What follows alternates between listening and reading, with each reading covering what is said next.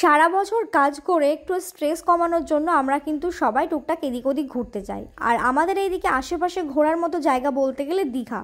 আর দীঘার বুকে ছোট বড় অনেক রকমের হোটেল তোমরা পেয়ে যাবে। লো বাজেটের হোটেল পাবে, হাই বাজেটের হোটেল পাবে, যার যেরকম বাজেট সে সেই রকম মতো হোটেল পেয়ে যাবে। তবে আজকে আমি তোমাদের সাথে যে হোটেলটা শেয়ার করব সেটা হচ্ছে হোটেল আম্বালিকা। এটা হচ্ছে নিউ দীঘার স্টেশনের আশেপাশে অবস্থিত, একদম মেন রোডের ধারে। আর এখানকার রুমগুলো জাস্ট অসাধারণ ছিল।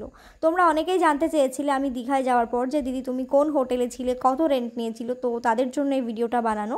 তোমাদের তো বললাম যে হোটেল আম্বালিকাতে ছিলাম, ওটা হচ্ছে নিউ দীঘাতে। আর হোটেলের ভাড়া ছিল আমার 2500 টাকা।